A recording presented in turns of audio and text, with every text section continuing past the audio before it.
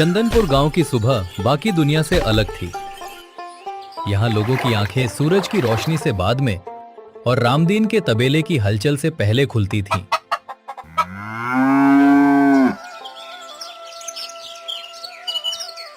रामदीन, जिसे गांव के लोग सफेद सोने का राजा कहते थे, पूरे जिले में उसके रसूख और उसके तबेले की तूती बोलती थी। लोग सोचते थे कि रामदीन किस्मत का धनी है, लेकिन उस आलीशान तबेले की ऊंची दीवारों के पीछे एक ऐसा घिनौना सच पल रहा था जिसकी कीमत गांव का हर मासूम अपनी सेहत से चुका रहा था। रामदीन का सिर्फ एक ही भगवान था, पैसा।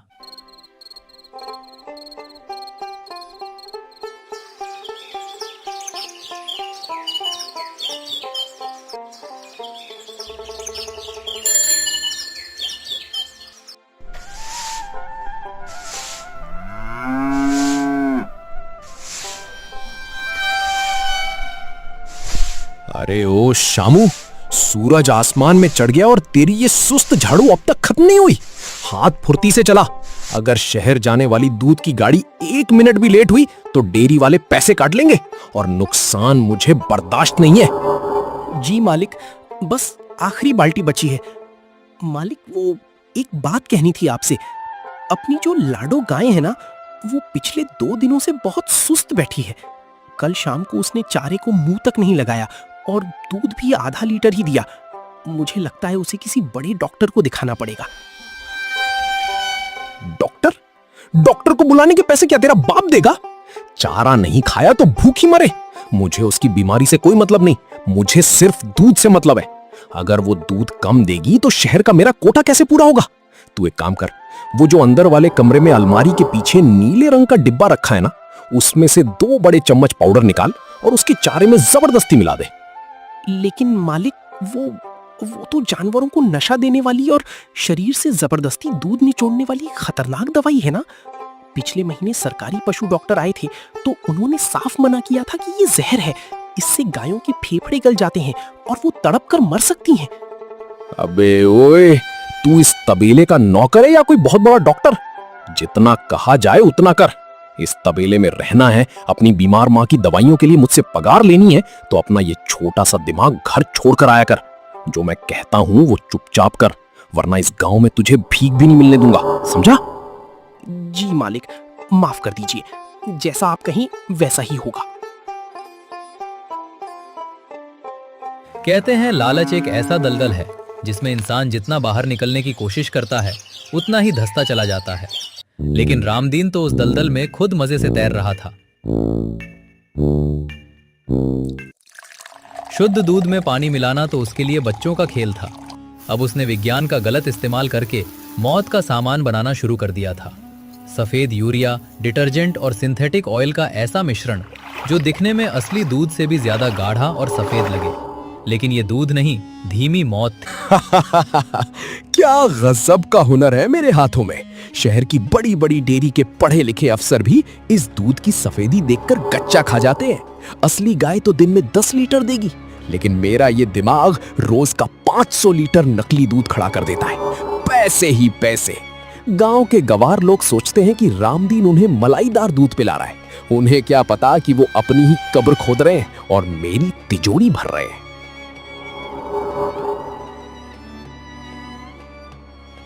हे भगवान, ये मैं क्या देख रहा हूं? ये तो साक्षात पाप हो रहा है। इस जहरीले सफेद पानी को पीकर गांव के छोटे छोटे बच्चे और बेकसूर लोग तड़प रहे हैं। मुझे कुछ करना होगा, लेकिन अगर मैंने मुंह खोला तो रामदीन मालिक मुझे जिंदा जमीन में गाड़ देंगे। मेरी बूढ़ी माँ का क्या होगा? हे ईश्वर, मुझे कोई रास्ता दिखा।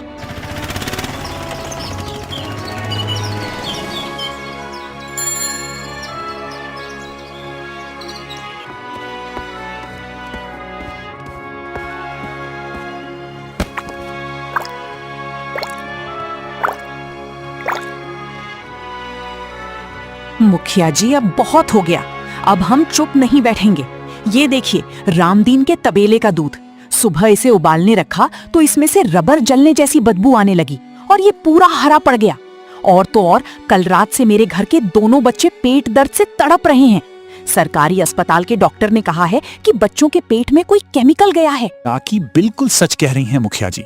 मेरे घर में भी कल मेरी बहू की तबीयत इतनी बिगड़ गई कि उसे शहर ले जाना पड़ा। डॉक्टर साहिब ने साफ साफ पूछा है कि तुम्हारे गांव में दूध आता है या जहर।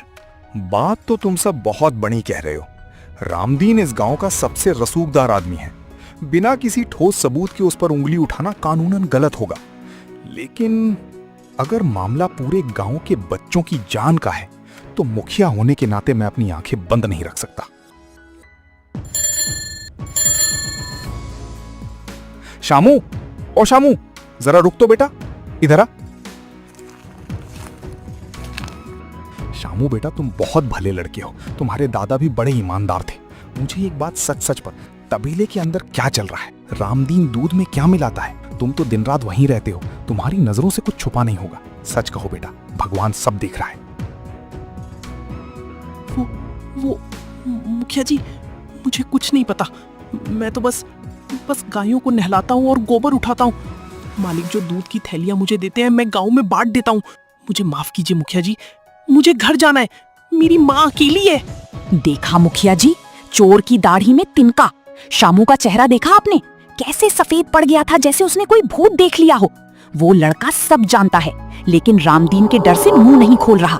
रामदीन जरूर कुछ बहुत बड़ा और काला खेल खेल रहा है। शामू का इस तरह घबरा कर भागना मेरे शक को यकीन में बदल रहा है। रामदीन बहुत शातिर खिलाड़ी है। वो सीधे रास्ते से हाथ नहीं आएगा। हमें कानून का सहारा लेना होगा। मैं आज रात को ही शहर के फूड इंस्पेक्टर डॉक्टर वर्मा को गुप्त चिट्ठी लिखता हूँ। कल सुबह तबेले पर अचानक छापा मारना होगा।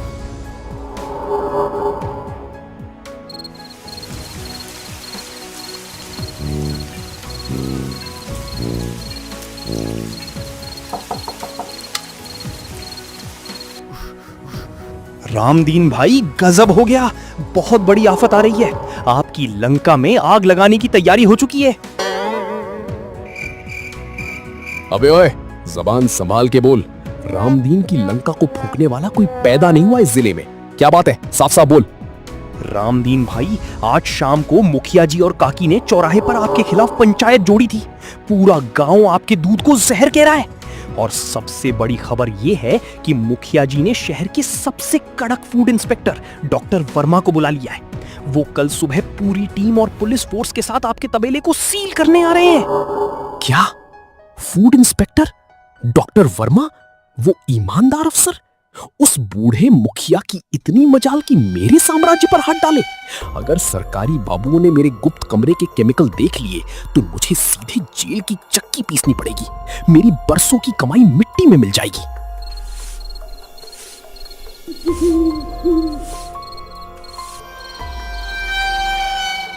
नहीं, रामदीन इतनी आसानी से घुटने नहीं टेकेगा। इंस्पेक्टर आ रहा है तो आए, कानून सबूत मांगता है। मैं रात भर में पूरा तबेला साफ कर दूंगा। और इस खेल में कोई तो ऐसा होना चाहिए जो बलि का बकरा बने।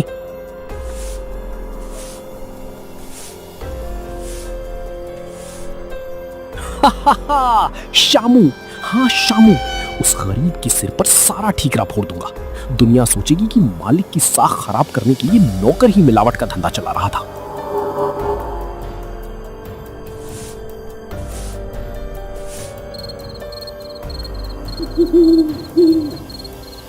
जब इंसान का विनाश करीब आता है तो उसकी बुद्धि सबसे पहले भ्रष्ट होती है। रामदीन ने खुद को पाक साफ साबित करने के लिए उस गरीब और बेकसूर शामू की जिंदगी को तबाह करने का पूरा इंतजाम कर दिया था, जिसने बरसों उसकी वफादारी की थी। लेकिन रामदीन भूल गया था कि हर चालाक चोर के ऊपर एक और अदालत होती है, जहां का फैसला कभी गलत नहीं होता।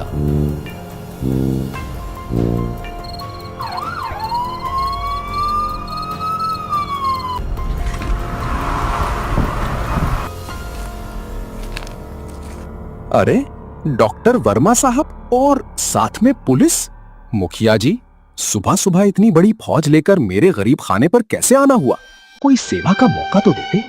रामदीन जी, सरकारी अफसरों को आपकी सेवा की जरूरत नहीं होती। हमें चंदनपुर के नागरिकों से लिखित शिकायत मिली है कि आपके तबेले में दूध के नाम पर केमिकल और यूरिया का धंधा चल रहा है। हमारे पास सर्च वारंट है। हम आपके पूरे तबेले की तलाशी लेंगे। कांस्टेबल, शुरू हो जाओ। साहब, आप अफसर हैं, आपका हक है। मेरा तबेला तो मंदिर है और ये गाय मेरी माता। तलाशी लीजिए साहब, अगर एक बूंद भी मिलावट मिले तो मुझे बीच चौराहे पर फांसी दे देना।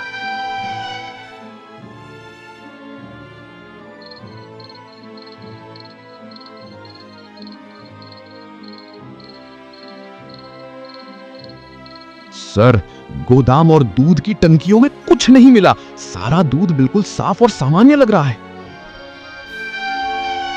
देखा मुखिया जी, कह रहा था ना मैं, गांव के कुछ निठल्ले लोग मेरी तरक्की से जलते हैं, इसलिए उन्होंने आपको और इंस्पेक्टर साहब को गुमराह किया।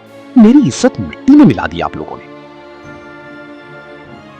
रुको रामदीन, वो कोने में जो टूटा सा कमरा है वो किसका है? उसकी तलाशी अभी बाकी है। साहब, वो तो मेरा नौकर है ना शामू, उसका कमरा है। बहुत गरीब लड़का है, तरस खाकर मैंने उसे काम पर रखा था।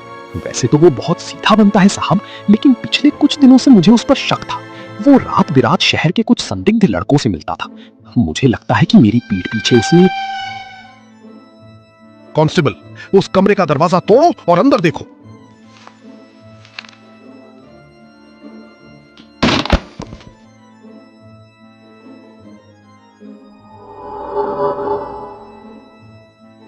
अरे ये क्या?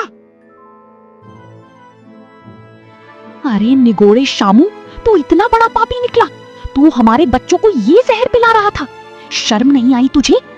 नमक हराम, धोखेबाज। मैंने तेरी माँ के इलाज के लिए अपनी जेब से पैसे दिए और तुमने मेरे ही तबेले को बदनाम करने के लिए ये सब किया। साहब, इसे छोड़ना मत, इसने मेरी साख खराब की है। नहीं साहब, भगवान के लिए मुझ पर भरोसा कीजिए। मैं गरीब जरूर हूं लेकिन कातिल नहीं हूं।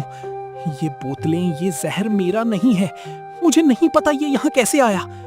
मालिक झूठ बोल रहे हैं, ये सब मालिक की चाल है। रामदीन जी, आपकी कहानी बहुत अच्छी थी और आपका ये गुस्सा, वाह, किसी फिल्म के एक्टर जैसी एक्टिंग की है आपने। लेकिन अफसोस, आप कानून को बहुत कमजोर समझ बैठे। क्या मतलब साहब? मुजरिम और उसका सामान तो आपके सामने है। आप इस शामू को जेल में डालिए ना। मुजरिम तो मेरे सामने ही खड़ा है रामदीन, लेकिन वो शामू नहीं, वो तुम हो। साहिब, आप ये क्या अनर्थ कह रहे हैं? सामान उसके कमरे से मिला और मुजरिम मैं? ये कैसा इंसाफ है? मुखिया जी, आप कुछ बोलते क्यों नहीं? रामदीन, अब अपना ये नाटक बंद कर। तू सोचता था कि तू बहुत बड़ा शातिर है। जब तूने 2 दिन पहले शामू को गायों के चारे में जहर मिलाने की धमकी दी थी, तभी इस लड़के का ईमान जाग गया था। ये उसी रात रोता हुआ मेरे घर आया था और उसने तेरे गुप्त कमरे का सारा सच मुझे बता दिया था। हमने उसी रात शहर जाकर डॉक्टर वर्मा से मुलाकात की थी। झूठ, सरासर झूठ है ये। एक अदने से नौकर के कहने पर आप मुझे मुजरिम नहीं बना सकते। कानून अंधा होता है साहिब, वो सबूत मांगता है। इस सामान पर मेरी उंगलियों के निशान नहीं है। सामान शामू के कमरे से मिला है। जेल तो इसे ही जाना होगा। रामदीन, हमें पता था कि तुम जैसे मगरमच्छ को पकड़ने के लिए बड़ा जाल बिछाना पड़ेगा। जब शामू ने हमें बताया कि तुम अपनी जान बचाने के लिए सारा इल्जाम उस पर मर सकते हो, तो हमने कल रात को ही तबेले के मुख्य द्वारों पर और शामू के कमरे की खिड़की के बाहर गुप्त नाइट विजन कैमरे लगा दिए थे।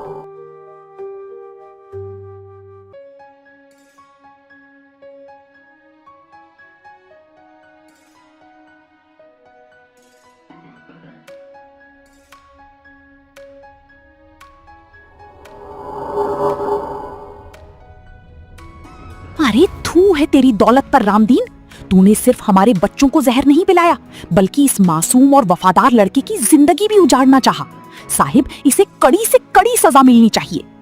साहिब, मुझसे गलती हो गई। मुखिया जी, मुझे बचा लीजिए। मैं गांव के अस्पताल के लिए 5 लाख का चंदा दूंगा। सबके बच्चों का इलाज मैं करवाऊंगा। मुझे जेल मत भेजो साहिब, मेरी इज्जत नीलाम हो जाएगी। तेरी इज्जत तो उसी दिन नीलाम हो गई थी रामदीन, जिस दिन तूने पैसों के लिए अपना जमीर बेच दिया था। तूने बेजुबान जानवरों और मासूम बच्चों का सौदा किया है। अब तू जेल की सलाखों के पीछे ही सड़ेगा।